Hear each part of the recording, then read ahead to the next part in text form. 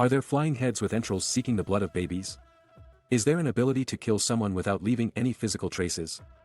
Can someone possess the power to force anyone to fall in love with them and, even worse, manipulate them into committing the most horrendous crimes?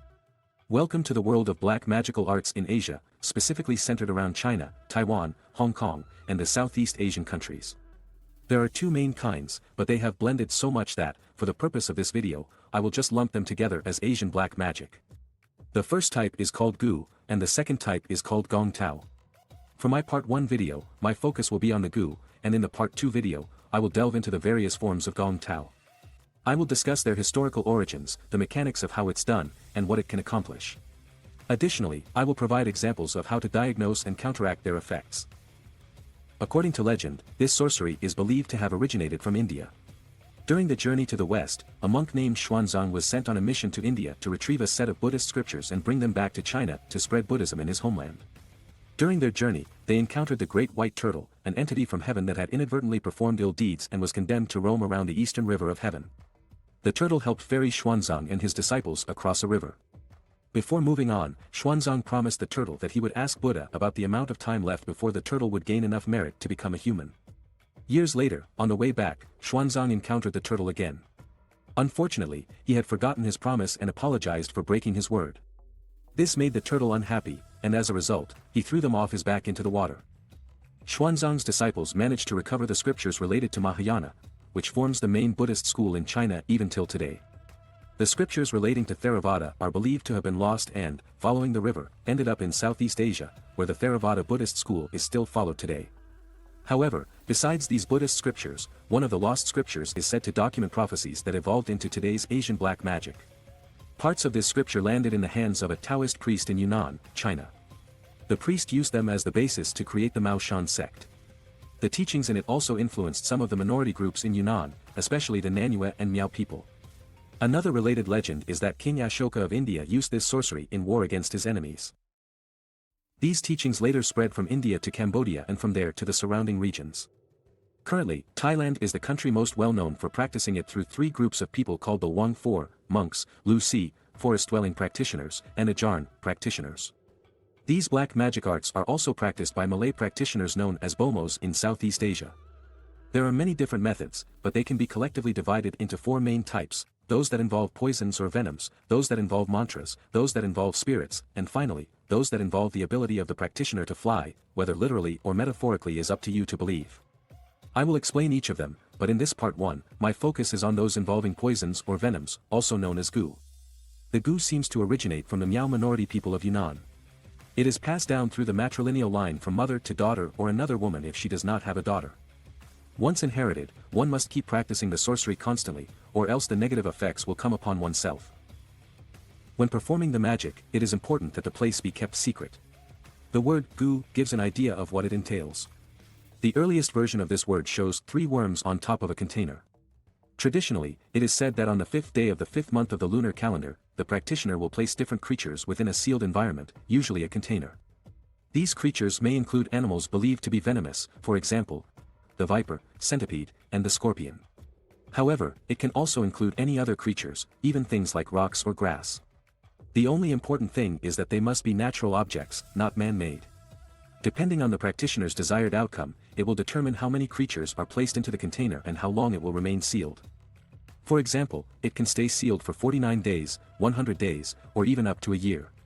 Since the environment has been sealed, the creatures within will start attacking and killing each other for food. During the time of the operation, every day, the practitioner will have to pray in front of the sealed container. This is to familiarize the Gu with the practitioner as its master. If the practitioner is afraid that it may eventually harm her family, she would need her whole family to pray to the container as well. After the allotted dates, the sealed container is opened. A successful operation is if only one creature survived. If everything has died, or if more than one creature survived, then the operation is considered a failure. The one creature that survived is the Gu. Since it is the sole survivor, it's believed that all the toxins from the other creatures are now concentrated within it, producing a complex poison superior to any single one. A perceptive viewer will probably now understand why a rock may be used in the operation.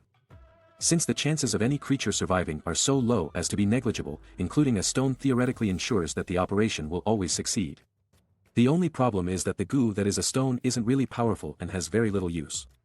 The common goo usually involves a snake or a lizard. This creature, in its sealed environment, is now placed into a location without sunlight and wind. It has to be continuously fed with substances like rice and pig oil. The most incredible thing said to happen is that after 3 to 4 years of keeping it, this creature will gradually disappear and become a black shadow, essentially morphing from a physical creature into a spirit one. Even as a spirit, one needs to continue to feed it. Its appetite is said to be so voracious that it may need to consume a cow a day. If not fed, it can start to prey on humans. This spirit creature's fate is also said to be intertwined with its master's. If the spirit creature is destroyed, the family and the practitioner will also be destroyed. Regardless of whether it remains a physical creature or a spirit creature, the important thing is that from then on, it is possible to use this creature to cast a curse on another person. For example, if it's a snake creature, one can take its poison, make a substance out of it, and apply it or feed it to the intended victim. The victim will feel writhing sensations within their body, as if snakes are moving across it, and if not solved within 30 days, it will lead to their death. Similarly, if the creature is that of a bee, the victim may experience stings on their body, or if a flea, they may experience itching all over, all of which will lead to their eventual demise. The scary thing is that, unlike poison, there are no physical traces from any of these curses. Another variation of this is called the 5 deadly poisons, using snakes, spiders, centipedes, scorpions, and toads. There are 2 versions.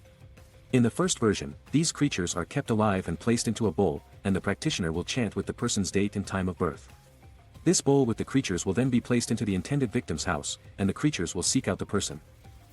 In the second version, these 5 poisons are ground into powder and mixed into the affected person's food. Even in this second version, one can use the powder directly, or if one wants to use it to control the other party, one can add corpse oil to it, which will turn it from involving just venom or poison to including ghosts, which I will discuss in a part 2 video. The intended victim will often start by having itchy skin, but this will progress to the skin eventually rotting and finally ending in death.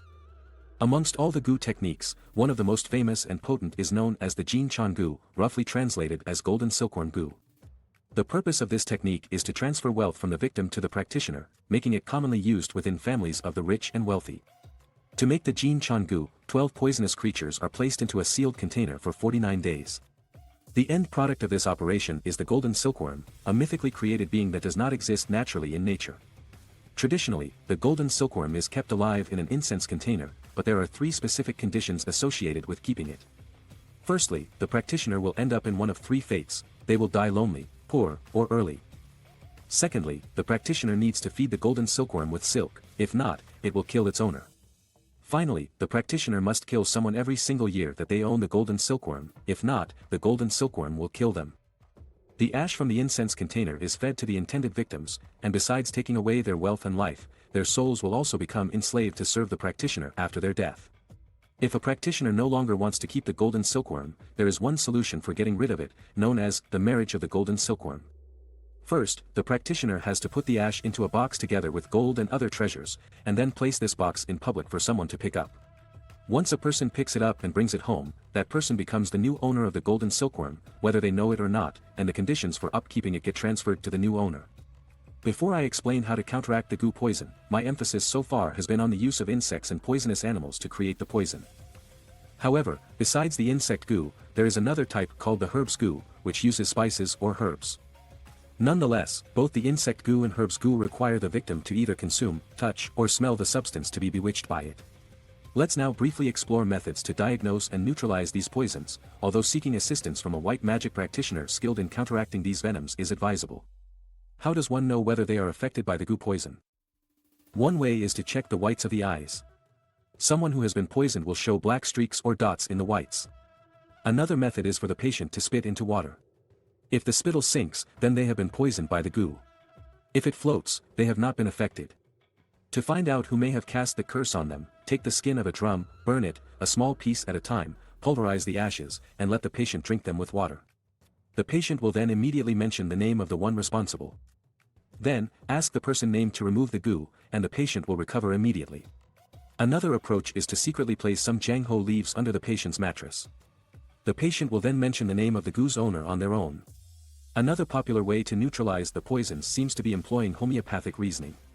In homeopathy, the most important principle is called the law of similars, where like cures like. A substance that can cause a healthy person to develop symptoms can be used to cure someone with those symptoms. Therefore, substances used to make the venoms are also prescribed as cures. If one knows which type of goo they are affected by, they can find a suitable cure. For example, snake goo can be remedied by centipedes, centipedes by frogs, frogs by snakes, and so on. Along the same line of reasoning, one option is to wait for a victim of the goo to die, and when the offending venom leaves the body through one of the person's apertures, one can catch it, dry it in the sun, burn it to ashes, and give it to another victim to consume in order to cure the latter. There are also spiritual methods including prayers, conjurations, blessed water, and fire ceremonies to counteract the effects of these poisons. Do you know of any real-life stories involving the goo sorcery? Do comment below.